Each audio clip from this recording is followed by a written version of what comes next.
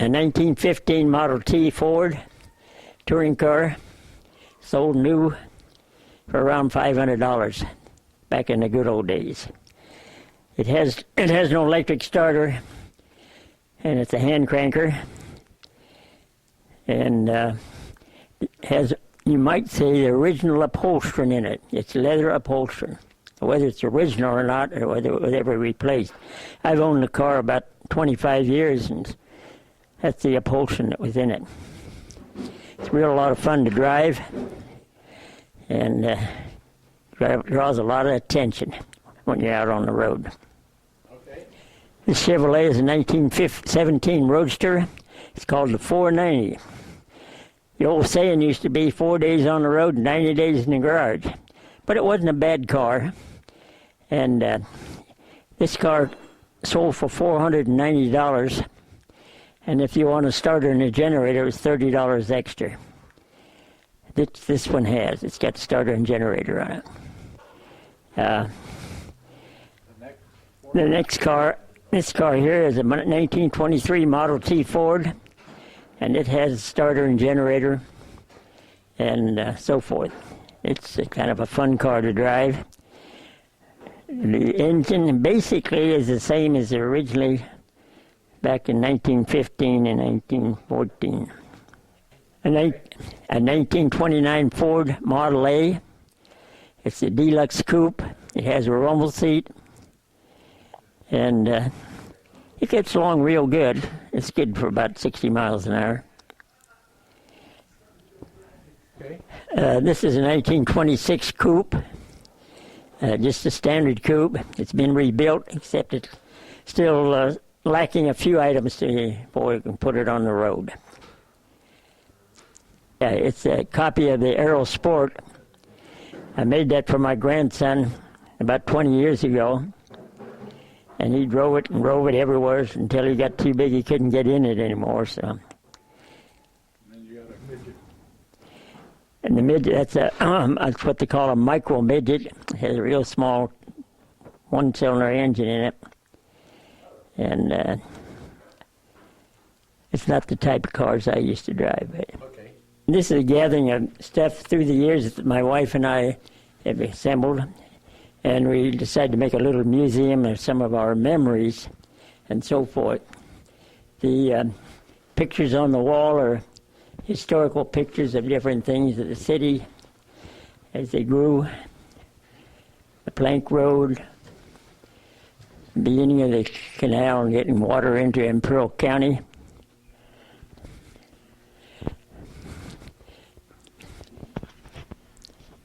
A picture or two of Amelia Earhart and some of the 99 group, which my wife belongs to.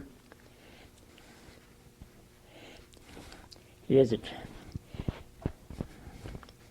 Just some other things that are there. You could come on down this way a little further.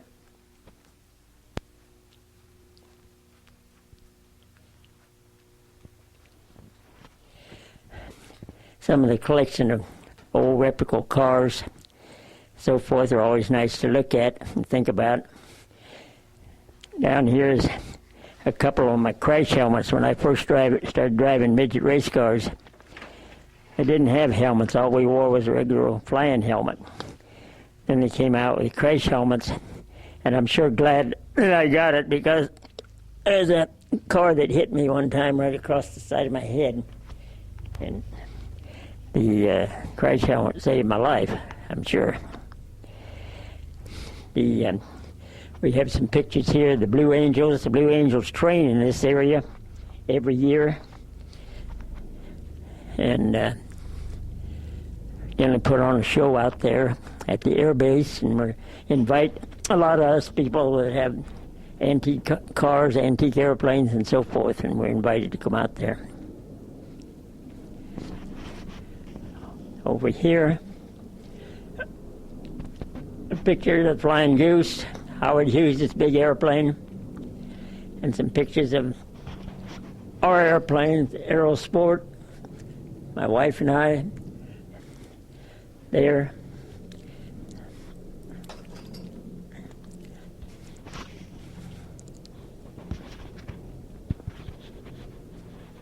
This is the day they moved the airplane, Hughes' airplane, back into the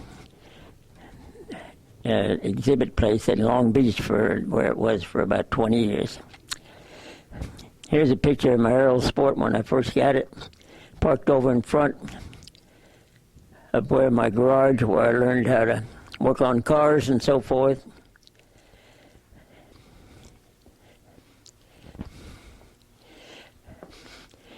Here's the award that I received for 50 years of being an A&E, A&P mechanic. It was called the Charles Taylor Master Mechanics Award. Charles Taylor was the head mechanic for the Wright brothers. This picture here is a formation, or I always call it Douthitt Air Force. It's my wife, my son, and myself in our 3 Navions.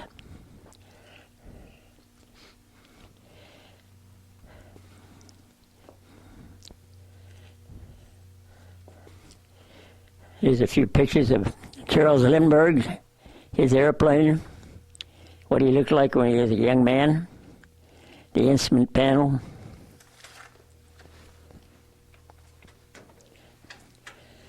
We're coming up to pictures of my parks at an airplane, an antique airplane that I'd owned for over 50 years and flew it quite a bit. It was an OX-5 powered 90 horsepower airplane. And it really drawed the attention when they drove it up there, brought it up to an airport and so forth.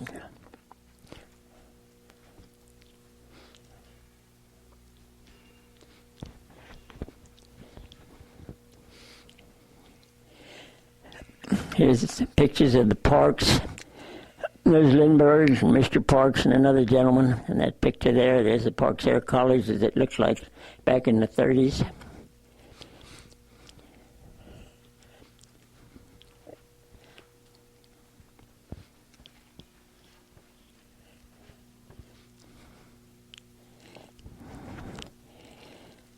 This is just a collection of different papers. Here's my Parks airplane.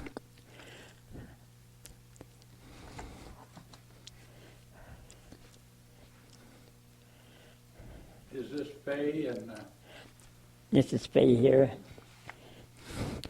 She was elected the Navioneer of the Year. The Navioneers is a club, national-wide club, and she was elected the Navioneer of the Year.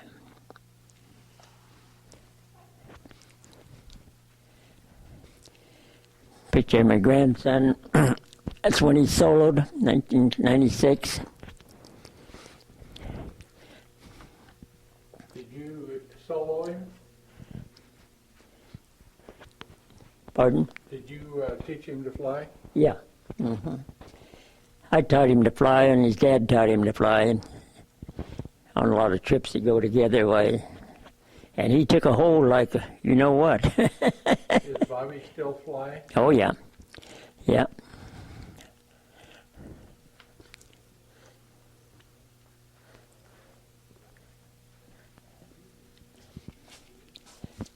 Coming around to some of the older things that we had in the homes. This is an old. It shouldn't be here. All these pillows, but this is an old vacuum cleaner that the ladies used. You have to pump it like this to do your vacuum.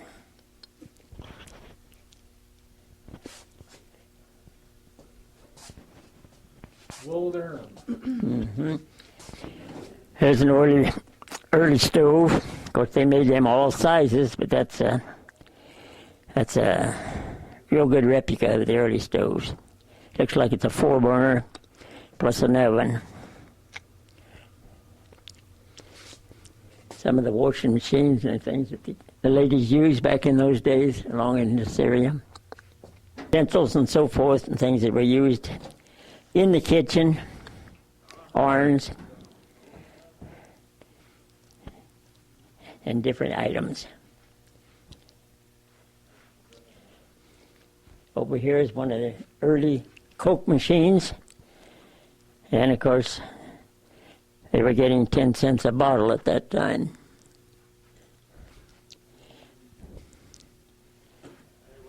One of the old telephones, a crank, where you signal your your number that you want to call, and so forth.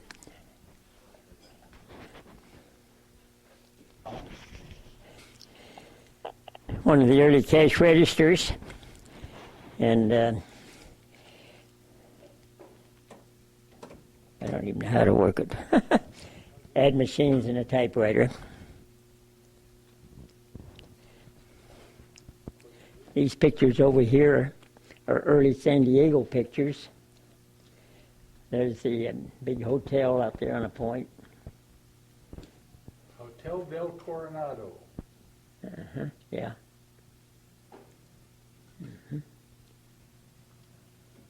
Good. Be across the street. I think you remember that. It was, remember when we were there, the end of the airport stopped down by the end of the fairground? Yeah. Okay. Those are trophies up there. Those are trophies that we won up there over in Arizona, and that shows the actually outline of the state. The picture below that is the T-38 that I flew in and broke the sound barrier back in 1960.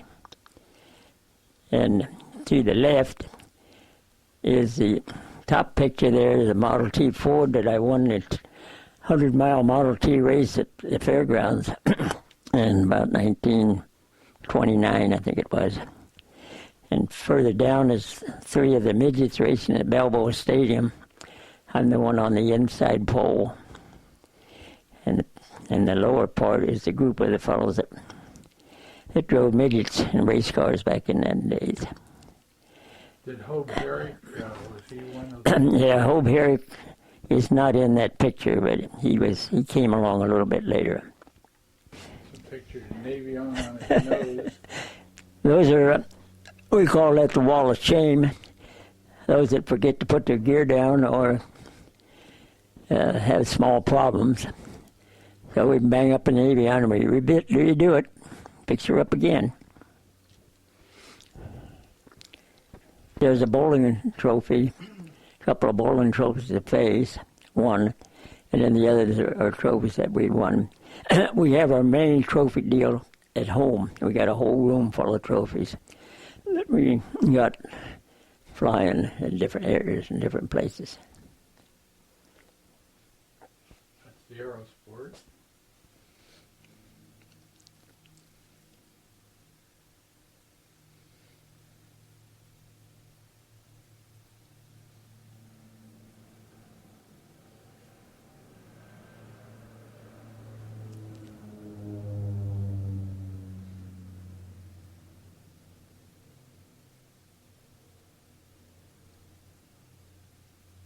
This is the wing of an Aerosport, and the fabric has been taken off of it and it's going through and repairing the pieces of wood that might be damaged and getting ready to recover it. We will go ahead and put a complete new coat of varnish on there to protect the wood, and then we go ahead and cover it with a special fabric material. This is the Ford V8 engine that powered this aircraft, and I'm rebuilding it, and I'm just building a new expansion tank, water expansion tank there on the far end. But it'll be just like new when I get done with it. One thing about it, in all the years that I flew this airplane, it failed me a few times, but it wasn't too bad. I always come out all okay. This engine is put in backwards, and the heads then are converted, put from the left to the right to the left, and then that's the main water tank up there. This thing hasn't been welded yet, but it turns straight up. So we have a gearbox that reduces the thing about half. In other words, when you turn the engine 3,000 RPMs, the props turn in about 1,500. It swings a pretty good sized prop.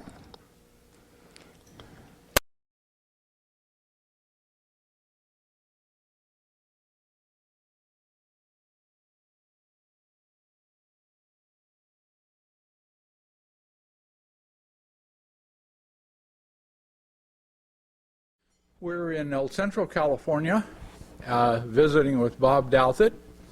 My name is Joe Hitch, and we're doing this, Bob, for the Aerospace Museum in San Diego to recapture history as you have seen it made over the many years. I'd like to start out with your early years. Where were you born? I was born in Cleveland, Ohio, 1913. And you came west when? I came west in 1918. My dad had to come out here for his health. And he was in Detroit at that time working for Packard's, building Liberty engines. In fact, he was scraping in the main bearings.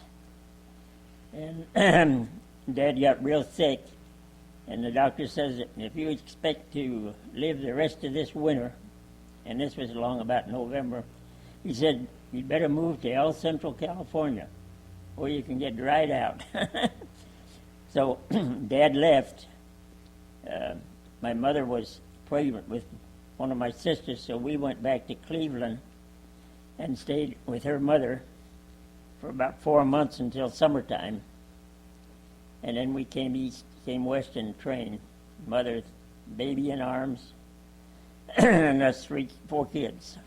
Us other 3, my brother and I, and my sister, and then the baby in the arms. We settled in El Centro and have been here ever since. Went to school here, and as I grew up, my dad ran a shop working on cars, and I would help him. I was interested in becoming a mechanic. And at school, I took auto shop as well as wood shop and other things. In wood shop, another friend of ours and we got some plans on a glider, and we built the framework of a glider, but then we didn't have any money to buy the fabric, so we just junked it. And I graduated out of high school in 1932, and they formed a midget auto racing association here in the valley, so a bunch of us guys started building race cars. And I raced midgets and big cars, anything in a race, for 8 years. One of the prizes, when you win a trophy dash in the midget racing, was 15 minutes of dual instructions in an airplane. So that got me started. I'd been wanting to do that anyway, but it did get me started. And I've won quite a few trophy dashes. And of course I never did solo, but we just flew here and we flew there, and made another one of the race drivers had an airplane, and I flew into Los Angeles with him numerous times. And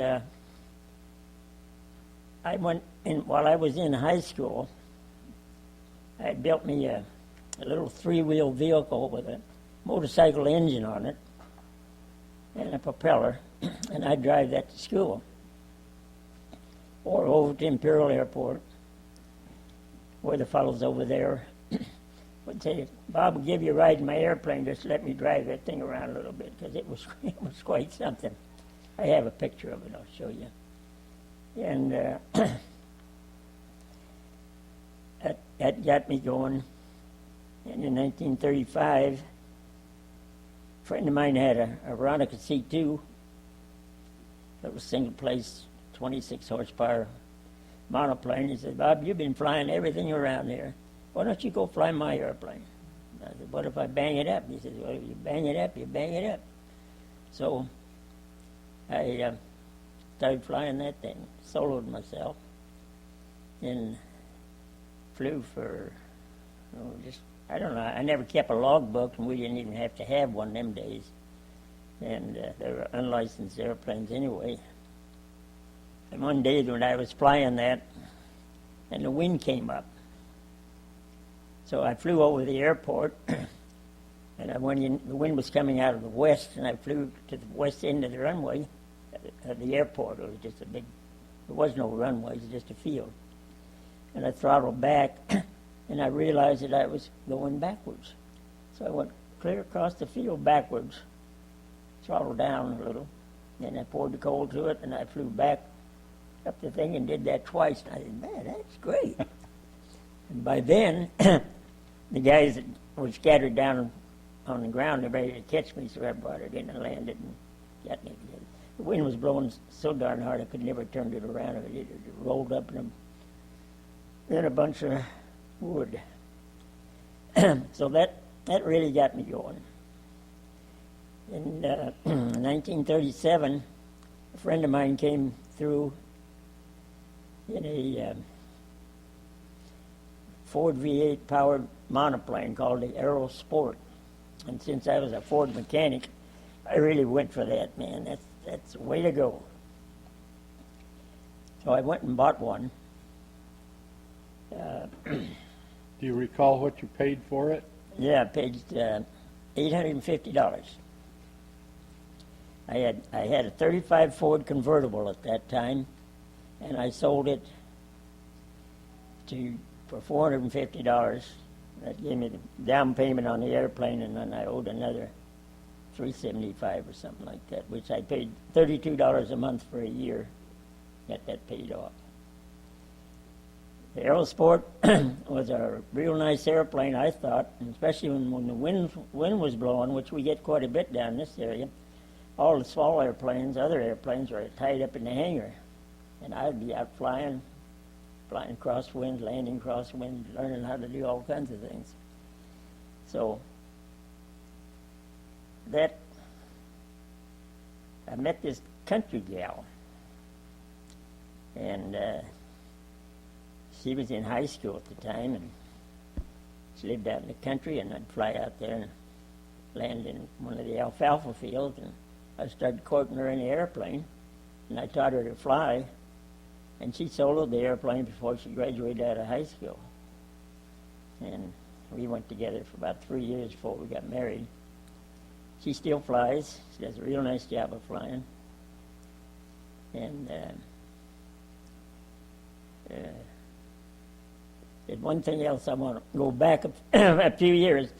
While I was involved in race cars, I had built up this one car and raced it in roadster racing. Then every once in a while I'd go up to Muroc Dry Lake, where Edwards Air Force Base is today, and I broke the 100-mile-an-hour barrier, which was considered something back in 1932.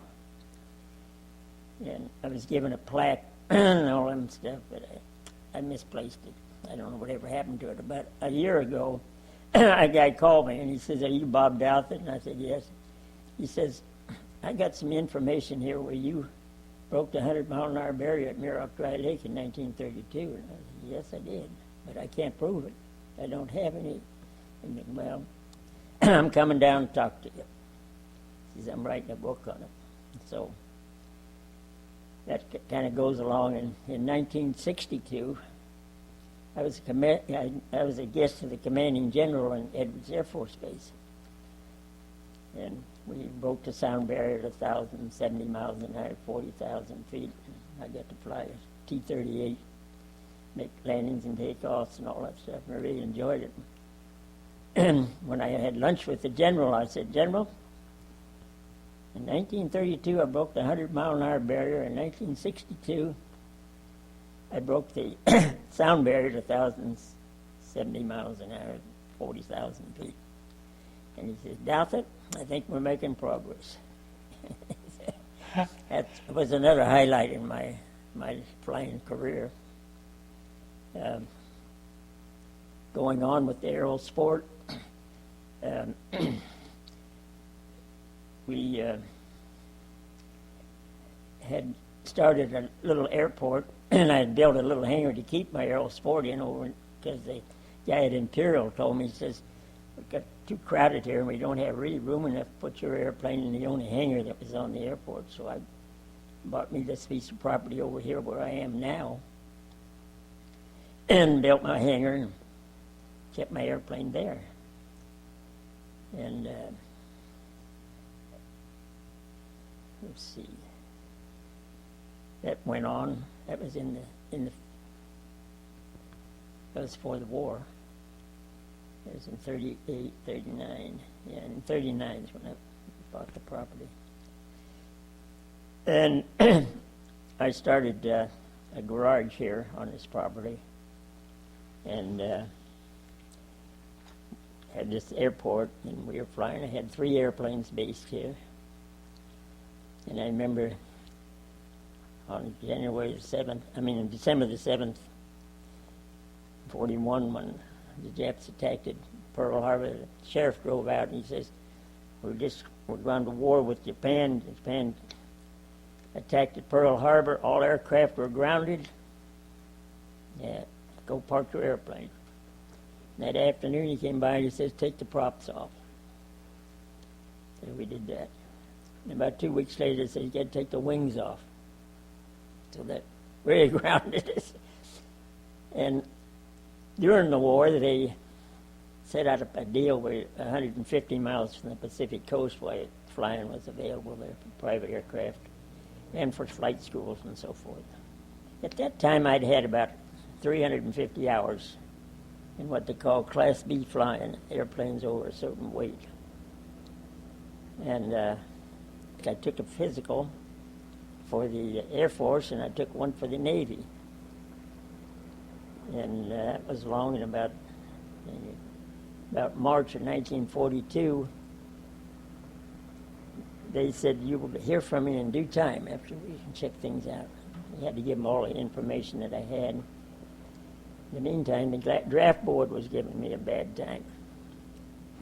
Yeah, we're going to go, we'll give you another week. If you haven't heard from the Air Force or the Navy, well, we're going to gobble you up. So, boy, I got kind of scared, so I went to Arizona and went to work right then for one of the flying schools over there that were training military guys, but it was still civilian. And I was there about 3 months. And then they sent me to Salt Lake City, and I joined the Air Force, and then went back to the same school. And from there, I stayed there, and then they transferred me to Cedar City, Utah. And I was in basically at maintenance. I had an A&P license, and I also had a commercial license.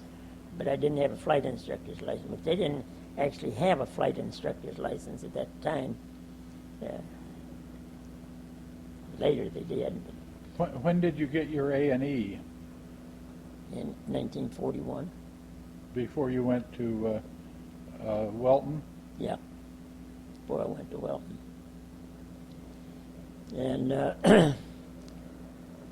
I was then chief of maintenance in Cedar City, plus in charge of, if we needed airplanes, I would lead the group over to where we'd take along 2 or 3 of the pilots, and we'd pick up, or we'd take some airplanes to be rebuilt, and I'd bring back some rebuilt ones. And that went on for a year and a half. And I did quite a bit of flying up in there along with being chief of maintenance. In fact, they even put a captain bars on me. I was rated as a captain, Air Force captain, and not having any military experience. Damn, I'd be walking downtown in uniform, and down there I'd have an armful of groceries or something. Here these guys, cadets coming by and saluting you, and I'd salute this head or I'd salute that head. I was having a heck of a time. But it worked out, and sure helped a lot when you wanted to go somewhere. You got in the bus, you got on the train. We wanted to come back here to El Centro one time during the war, and it helped a lot having that uniform on. So then we were transferred from there to a Navy school. I went from the Air Force to a Navy school. They were having problems up there, and they thought maybe I'd be the best guy to send up there. Couldn't help get things going better, which I did. Where was the school? And this was in north of Reno, up at about 40 miles north of Reno. Susanville? Yeah, no, not the Susanville. Prescott. What's the matter with me? Can't I remember that? Spent a year there in the snow. Yeah, in the wintertime we flew on skis. And when like a snowstorm would come and then it'd dry up and we put the wheels back on the airplane. And maybe 2 or 3 days later it'd snow again and we put skis back on the airplane. There they call the headwaters of the Feather River.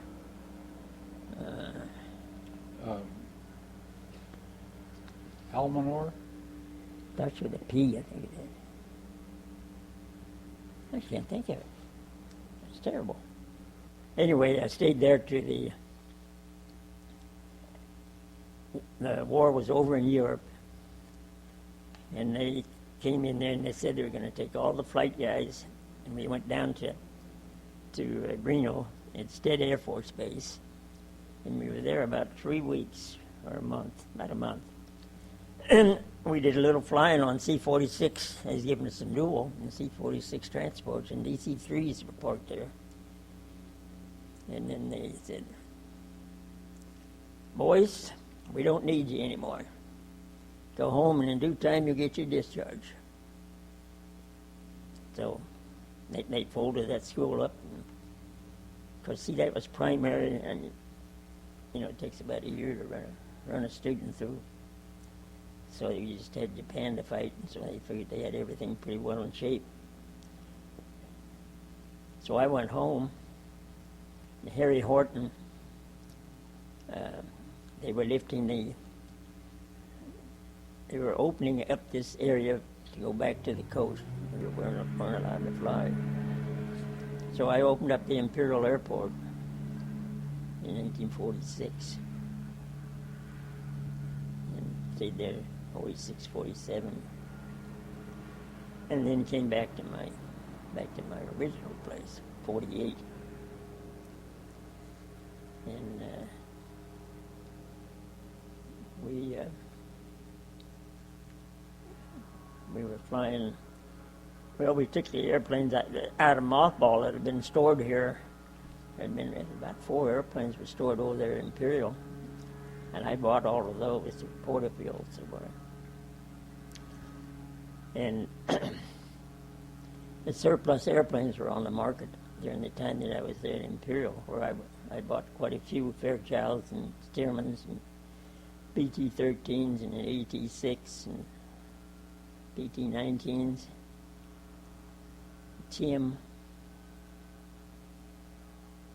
I bought a whole bunch of them and put them in, got them certificated, sold them. That was the days when I remember over at Blythe. There was a bunch of P-51s sitting there. Ferry time only on them, $5,000, but I didn't have $5,000. A friend of mine bought a P-38 for they paid $800 for it, full of gas. All airplanes were full of gas. There's one guy there,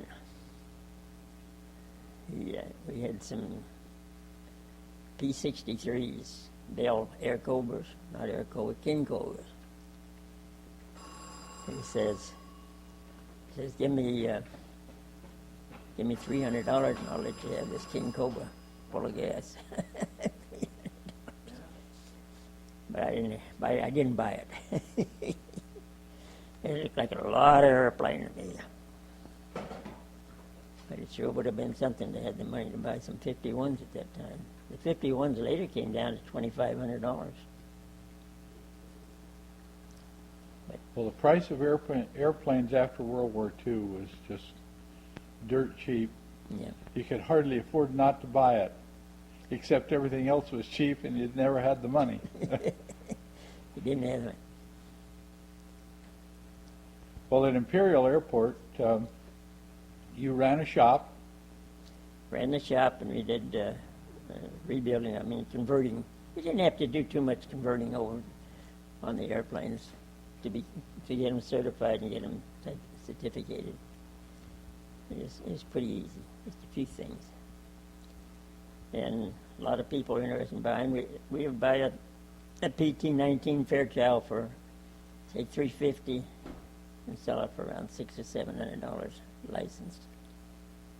Take the military markings off of it. Generally paint the airplane. I think I sold more PT-19s than I did anything else. One thing you were responsible for was a number of people getting A&E licenses, I being one of them. Yeah. Yeah, we have done that all these years. And I even approved my grandson here to get his A&E license. And, well, I can remember you sitting up late at night in the little house here on the airport trying to drill into me how carburetors work. yeah. I've never forgotten it either. No, you haven't. Well, there's a lot of things that went on, and in 1946, North American started building an Navion. They wanted to keep their crew together until military work picked up. See, the jets were coming in at that time, and they were working on the F-86. But they wanted to keep their engineers and the whole group together, so they designed and built the Navion, and they built about 1,200 of them before they sold them to Ryan Aircraft. And from Ryan, went ahead and built another about 1,200 until the Korean War started. And Ryan then went back into military production, which ceased making any civilian aircraft at the time. The military had bought about 350 Navions and used them in the service, both in all branches. And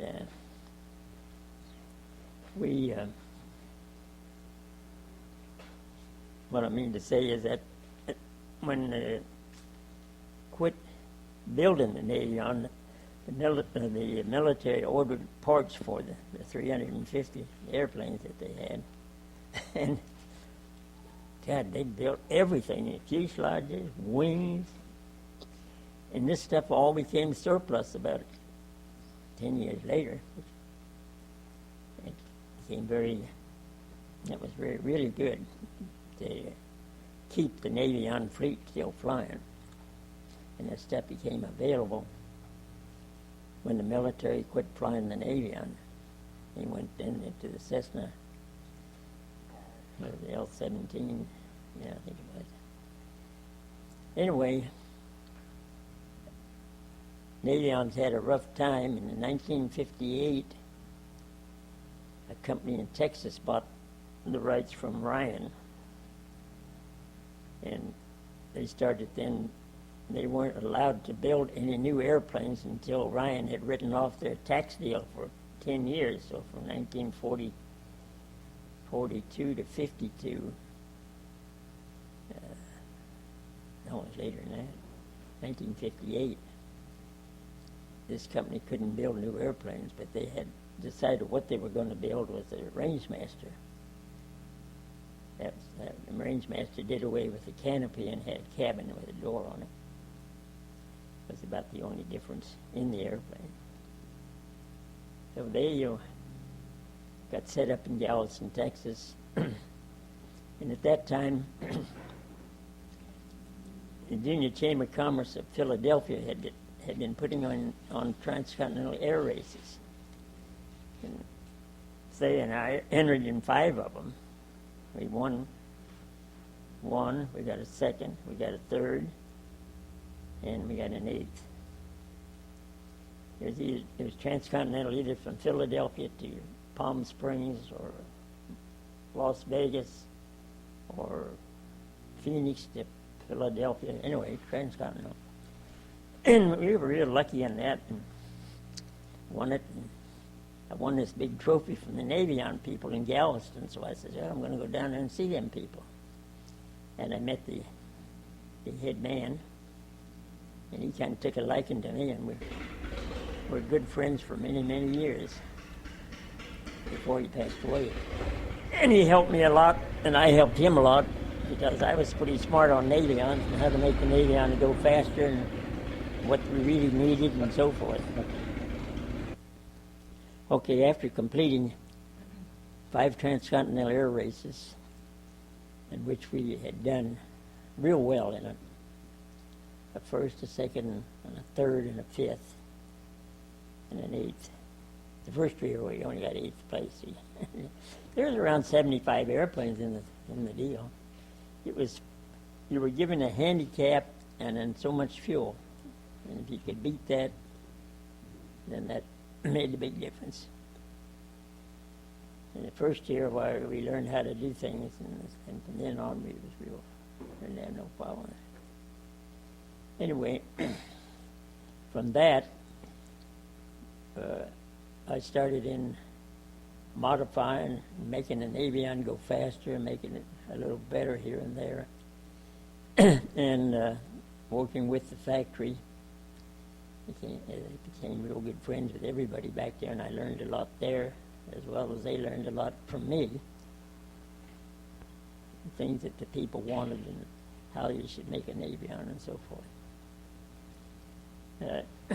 Today, the factory's moved from one different group to another, and they finally built the last Navion in 1976.